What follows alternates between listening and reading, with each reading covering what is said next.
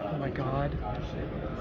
To address the fact that seeing guys in different situations, it just gives us more information. It gives us, we should be able to cover their Hey, Coach. and all that kind of stuff. Now, All right. take for instance, Reid. Go ahead and fire away. I don't have anything for you. The stuff we saw on film was not like revealing like this guy was going to be awesome. You couldn't tell. But, Questions? Coach, Andy, when you first started here, you talked about one reason coming to Kansas City was the winning culture and tradition, and that was kind of started, rekindled, born after Hank Stram when Marty Schottenheimer came here in 1989.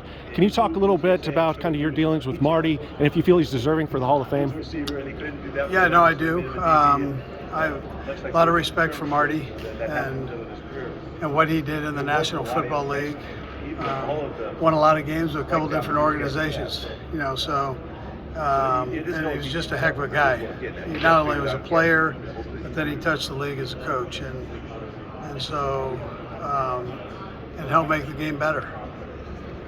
Coach, looking back at the Super Bowl just 2 weeks ago, were there any moments of doubt creeping into your own mind, or what was your mindset at halftime, being down 10, Patrick's kind of limping around? Like, what was your mindset? Were there any moments of doubt? No, there wasn't. 10 points isn't a lot. When you've got a good offense and Pat Mahomes, so I wasn't too worried about that. I just want to make sure we were off a tick, So I was just making sure we get back on the same page and with the guys and the coaches and on both sides of the ball. We were able to do that. We got a couple stops on defense and a couple scores on offense. It's a big challenge, but the opportunity is more obvious that it's going to be in their favor than the other clubs. So this could be an incredible class for us. Yeah, I think both of them, Sky and KT, will probably have bigger roles. As they come in, they'll be more familiar with the offense mainly, and so you can utilize them in different ways. Both of them are very talented. Really like their attitude towards the game, and we'll just see. We'll see how that goes once we get to camp and the OTAs. Coach, with the draft coming to Kansas City, is there a different energy, kind of a different anticipation this year in your town? Yeah, I think it's great for Kansas City. I think it's great for the National Football League. Brett Veach doesn't have to go too far. It's all right there. So. Listen, I'm mainly happy for the city and for the NFL for bringing it there. Great city. But it wasn't easy, but it certainly did happen this time around. It gave those guys a great opportunity to grow, like we were just talking about. It should make enormous advances. Yeah, so the Bengals are a really good football team, and it's because of that, two good football teams playing each other. It's developed this rivalry, if you want to call it that. So the way I look at it, it's a well-coached football team, and they've got good players, and so it's a great challenge, and that's why we're in this. That's why we're in this business. So a lot of fun. Those games are a lot of fun. Great competition. He's a product of all of the guys he's worked with, coaches, coordinators, different players that he's worked with. Yeah, I think his future is great. I think he's a great kid. I had a chance to spend a little time with him at the 101, and so in Kansas City there, where he was the NFC Offensive Player of the Year. So very sharp, and he had a phenomenal Super Bowl. And that's about as much pressure as you're going to have. And he came out and threw, for a ton of yards and ran for a ton. So I think Philadelphia's in good hands right there. Coach, he's obviously taking a new job with Washington. Your general thoughts of him leaving the organization and the elevation and promotion of Matt Nagy to the offensive coordinator. Yeah, so I'm so happy for EB to have a chance to put his name on an offense, and this is his now. He's working for Ron Rivera, who's a dear friend, and more of a defensive head coach than offensive head coach. So this allows EB to do his thing, and I'm happy for him. I wish, and I'm wishing him luck with that. I'm also wishing him luck going forward. Obviously we're trying to get him to become a head coach. It didn't work out that way, but that's not, it's not over yet. So I think he's going to do a heck of a job here and really be able to show his personality within the offense.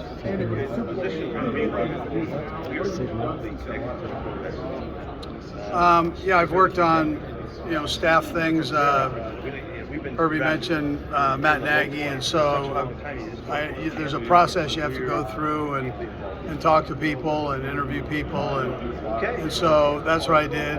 And between Pep Hamilton, who was phenomenal, Marcus Brady, phenomenal, and then our own guy Matt Nagy that was here, phenomenal interviews, and just talking football is incredible. I got to do this for a good week, and I enjoyed every minute of it. And it just tells me that the league's in good hands. We got some good coaches out there, and I'm excited about that. Yeah. As far as Matt Nagy is concerned, he was the quarterback coach, but now he's the offensive coordinator. Is he retaining the title of quarterback coach, or is David Girardi going to be a natural promotion? Yeah, so Dave would be, I'll end up announcing that here. Well, I guess I'm doing it right here, Herbie. So, yeah, David will work into that. Again, I went through an interview process there. So it's Bush Hamden from Boise State was one of the guys I talked to. Again, he's at the college level. He had been with the Falcons at the college level, but college football is in good hands with him. So Boise State, I'm happy for them. But but he's the natural fit in there, and that's what he'll be doing. Yeah. Coach, have you had the chance to talk to Patrick since he made his decision? Yeah, no, I have. We're all very happy for him. I was so.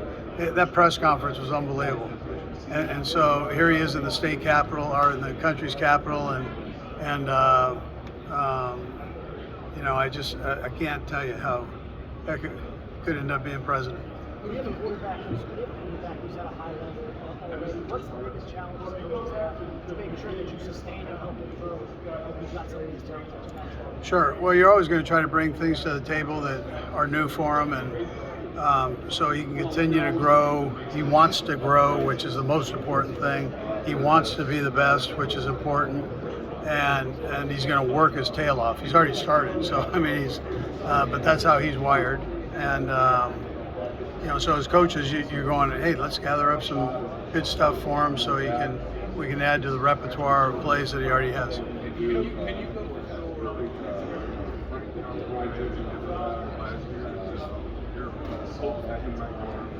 Frank Clark. Yeah, so I actually talked to him at the parade, so that's where I ended up talking to him. He had to do some stuff for the actual exit physical, but I had a good talk with him. I love Frank Clark.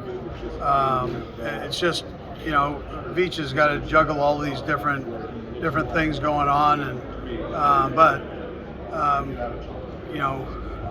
Frank is he's top notch guy. I love him to death.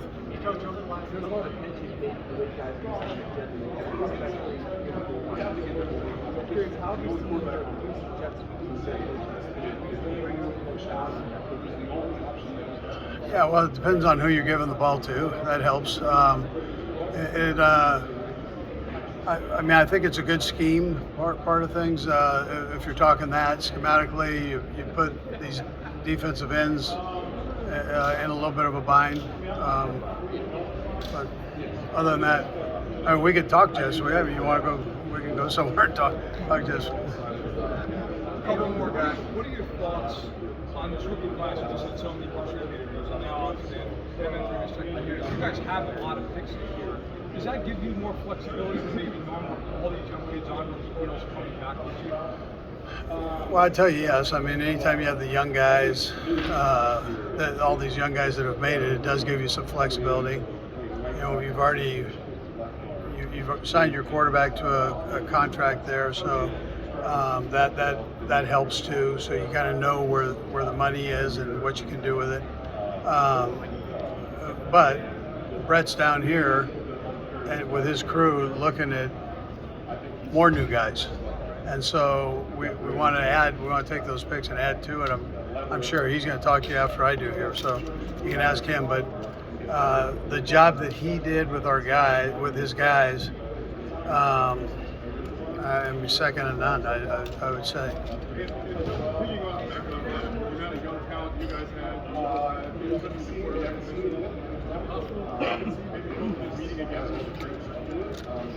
Well, yeah. I mean, you know this, but it's a long road to get there. A lot of things can happen, so I'm not very good at predicting the future. But all the coaches that are talking here are making that their goal to get there, and so that's we're no different than that. We're making that our goal, and as the Eagles are, and Howie's done a great job of bringing that influx of new players to them, and Nick's done a good job coaching them, so they've got a good football team for sure. What are some big things that teams who are evaluating quarterbacks here need to be aware of when they're betting big on those physical traits, kind of like the Chiefs and the Packers?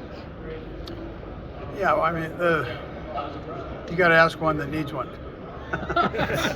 I would tell you, you're always a lot of people get caught up on the arm strength. That's one thing, but that's not necessarily the most important thing. It's how the player handles the game, from the feet to the head, and you've got to also be a leader on top of all that. So, a little bit in a nutshell there, but that's those are kind of the primary things. What's the last couple of weeks look like for you? Getting caught up? Yeah, it's your first opportunity to visit with these guys, which I think is good. People say, well, the answers are canned. Well, they're not. It depends on what you're asking them. There's, and how you maneuver around that and present to them. But you get a little taste of what they're about. It's the first, for the coaches, it's the first opportunity to meet with them. And then it goes from there, whether it's the 30 visits, watching more tape, all that, that's kind of what this is different. It's in. All right, thank you. Thanks, Good? Coach. All right. Brad. You can have speech. I think they're just going to have more.